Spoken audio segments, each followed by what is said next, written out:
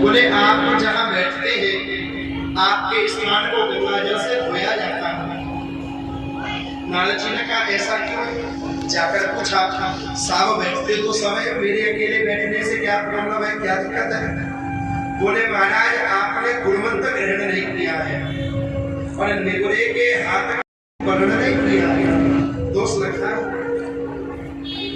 जिसने गुरुमंत्र वैष्णव नहीं कर पाया, धारणा नहीं किया गुरुमंत्र। बोले अच्छा तो मुझे तो सत्संग आज का सुनना है, लास्ट कथा है। इसके लिए आप एक काम करो, रास्ते में जाओ और रास्ते में जो पहला व्यक्ति मिले उसे अपना गुरु बना लेगा। नारद जी मार्ग में चले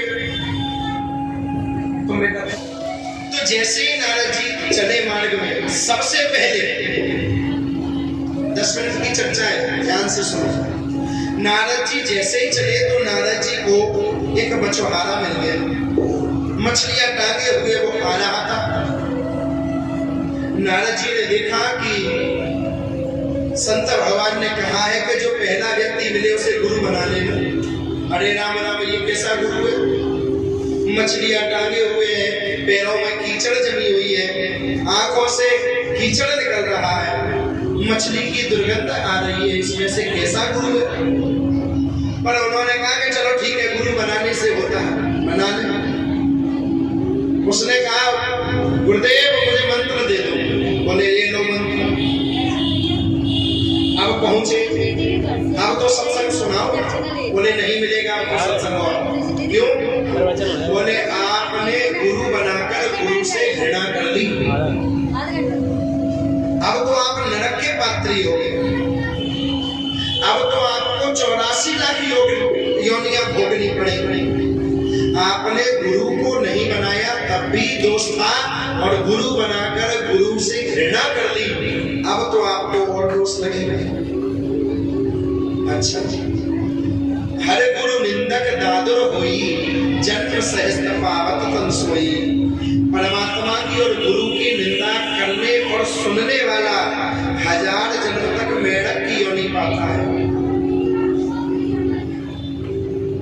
हर गुरु निंदा सुने जो काना, ताहे पाप गौ घात समाना। परमात्मा की और गुरुदेव की बुराई सुनने मात्र से एक गौ हत्या का पाप लग जाता है, दोष लग जाता है। जहां कोई निंदा कर रहा हो वहां से हमें उठ जाना चाहिए, हमारे ईश्वर की, हमारे इष्ट की, हमारे गुरुदेव की। और करने वाले का तो नरक तैयार है। तो जैसे ये कहा कि बोले आपने घृणा कर ली, अब तो आपको 84 लाख योनियां भोगनी पड़ेंगी। क्या करें? बोले इसका रास्ता हमारे पास नहीं, इसका रास्ता आपके गुरुदेव बताएंगे। दौड़ा दौड़ा पहुंचा, गुरुदेव कृपा करो, वही मछुआरे के पास। गुरुदेव कृपा करो, अब मैं क्या करूं? गुरुदेव ने कहा चिंता मत करो, गुरु कोई व्यक्ति नहीं हो सकता है, हम भी 8 मास का शरीर है, हम में भी गुण है तो कई अवगुण भी होंगे। ऐसे ही दुनिया में जितने भी गुरु है वो सब 8 मास का शरीर है, पर इस पीठ पर बैठने वाला, गुरु परंपरा पर बैठने वाला वो कोई और है। गुरु सत्ता को हम प्रणाम करते हैं। इस पद पर अब जैसे इस पद पर प्रधानमंत्री मोदी है, इस समय प्रधानमंत्री कौन है? मोदी। अगली बार कोई और होगा, पद पर वही रहेगा प्रधानमंत्री। ऐसे ही ये गुरु परंपरा का पद है, इस पर हम बैठे, पूज्यपाद गुरुदेव ने कृपा की, हमको बिठाया। मेरा कोई शिष्य होगा तो वो मेरे जाने के बाद बैठे। इस परंपरा पर पीठ पर सम्मान गुरु के भांति करना, जैसे हम गुरु की सेवा करते वैसे परंपरा चलती रहेगी। तो जैसे ही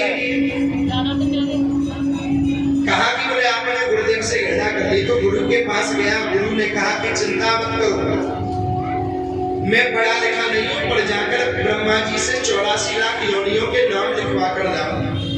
नाम लिखवा कर लाए, एक लिस्ट बनवाई, लिस्ट को बिछा दिया। गुरुदेव ने कहा बिछा दो, और इस पर यहाँ से लुढ़को यहाँ तक और यहाँ से लुढ़को यहाँ तक। नारद जी मन में सोच रहे हैं कि ये गुरु कैसे है, ये तो लुढ़का रहे, लुढ़क गए। अब जाकर कह देना मैंने 84 लाख योनियां भोग ली है।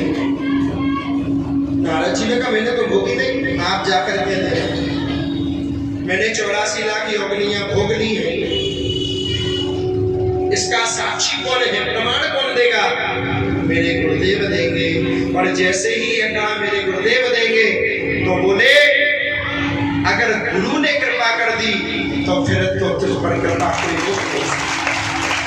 शिष्य पर अगर गुरु की कृपा हो जाए तो फिर उस पर परमात्मा की कृपा हो जाती है।